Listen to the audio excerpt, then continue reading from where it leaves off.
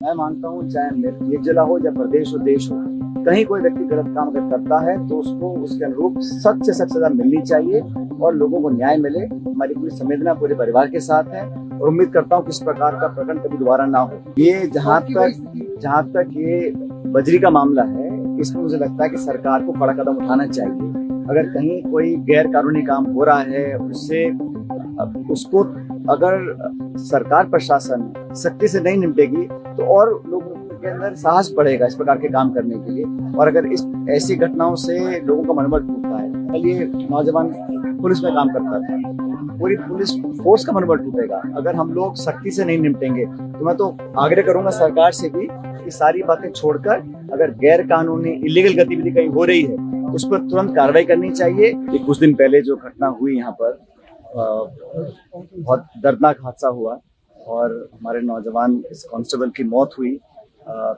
इसकी मुझे लगता है कि पुलिस को, प्रशासन को, सरकार को एक गहन, निष्पक्ष और एक ऐसी जांच करानी चाहिए जिससे पूरा तथ्य सामने आए। मैंने परिजनों से मुलाकात करी है और हम चाहेंगे कि सरकार इनके पूरे परिवार को जो मापदंड हैं उसके अनुसार पूरी मदद, सहायता, सहयोग करें। 3 छोटे बच्चे हैं, उनकी पढ़ाई, उनकी जो विधवा है उनके लिए धनराशि का संसाधन पर्याप्त मात्रा में पहुंच सकें और हर संभव सहयोग हम लोग भी करेंगे। लेकिन मुझे लगता है कि इस प्रकार का अगर हादसा हुआ है तो अलग प्रकरण है, लेकिन अगर कहीं और कुछ अंदेशा जो परिवार को है उसका भी खुलासा होना चाहिए, लेकिन जांच के बाद होना चाहिए। तुरंत प्रभाव से अब तक एक व्यक्ति को डिटेन किया है, लेकिन कार्रवाई और जल्दी हो ताकि गलती की सजा तुरंत मिले।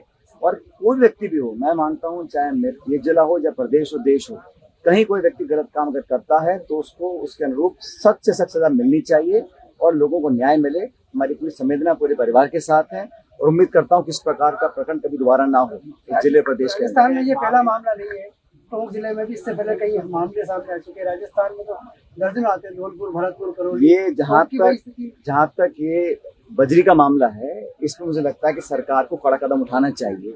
अगर कहीं कोई गैर कानूनी काम हो रहा है उसको अगर सरकार प्रशासन सख्ती से नहीं निपटेगी तो और लोगों के अंदर साहस बढ़ेगा इस प्रकार के काम करने के लिए। और अगर इस ऐसी घटनाओं से लोगों का मनोबल टूटता है, कल ये नौजवान पुलिस में काम करता था, पूरी पुलिस फोर्स का मनोबल टूटेगा अगर हम लोग सख्ती से नहीं निपटेंगे। तो मैं तो आग्रह करूंगा सरकार से भी कि सारी बातें छोड़कर अगर गैर कानूनी इलीगल गतिविधि कहीं हो रही है उस पर तुरंत कार्रवाई करनी चाहिए। और हम लोग जो विपक्ष में हैं, हम लोग पूरी मांग रखेंगे सदन के अंदर, सदन के बाहर, कि इलीगल, गैर कानूनी कोई भी कार्रवाई हो, तो कितना बड़ा प्रभावशाली व्यक्ति हो, लेकिन उसके कहने पर अगर सरकार आंख मूंद लेगी और गैर कानूनी कार्रवाई होती रहेगी उसको हम बर्दाश्त नहीं करेंगे। इन्होंने जो कहा है कि तीनों छोटे बच्चे हैं, उनकी पढ़ाई के लिए सरकार खर्चा उनका उठाए, शहीद के दर्जे की मांग रखी है, उसकी भी जांच सरकार को करनी चाहिए। कैसे उसको हम दे सकते हैं रहने के लिए मकान, उनकी जो धर्मपत्नी है उनको आर्थिक मदद, और इलाके में जो जो उनके लिए हम कर सकते हैं पूरा सहयोग हम लोग भी करेंगे। लेकिन मैं चाहता हूँ कि सरकार भी तुरंत प्रभाव से इस पर कार्रवाई करे और संवेदनशीलता दिखाते हुए इस पे लोगों की मदद करने का, इस परिजन की पूरी मदद करने का काम करना चाहिए। कश्मीर में 5 सैनिक शहीद हुए हैं, बड़ा आतंकी हमला। अब कल जो कठुआ में हुआ है, इस प्रकार के आतंकी घटनाएं लगातार बढ़ रही हैं और मुझे आश्चर्य है, सुप्रीम कोर्ट ने निर्देश दिया है केंद्र की सरकार को कि सितंबर से पहले जम्मू कश्मीर में विधानसभा के चुनाव कराने हैं।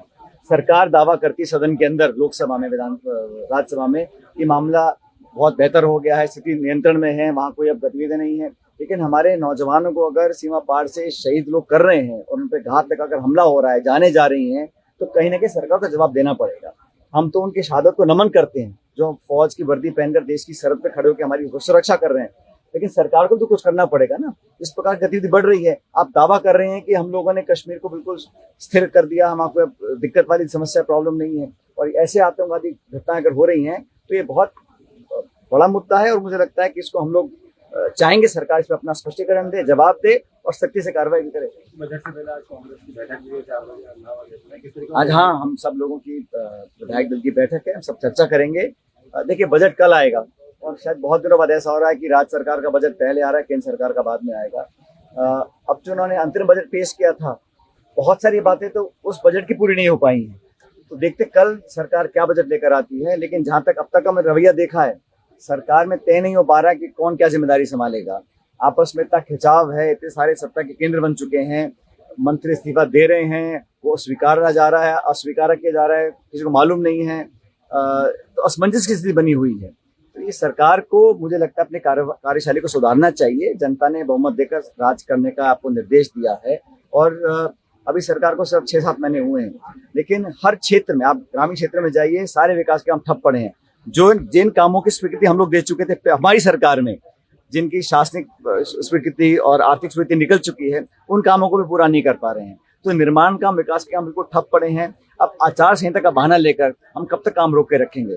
तो हर क्षेत्र में बिजली पानी की जो किल्लत इस बार हुई है, शायद पहले इतनी कभी नहीं हुई। तो सरकार तो अपना काम नहीं कर पा रही है और मुझे लगता है कि जनता भी कल देखेगी किस प्रकार का बजट ये सरकार लेकर आती है। देखिए, शिक्षा मंत्री लगातार बयानबाजी कर रहे हैं। अभी डोटासरा जी को लेकर भी एक बड़ी बयानबाजी की, क्या देखते हैं शिक्षा मंत्री जी? नहीं, जो माननीय मंत्री इस प्रदेश के हैं, उनको मुझे लगता है अपना ध्यान अपने डिपार्टमेंट पे, अपने कामों पर और जनता की सेवा पे लगाना चाहिए। और 24 घंटे सिर्फ बयान देना और विरोधियों पर टीका टिप्पणी करना, मैं समझता हूँ सही नहीं है।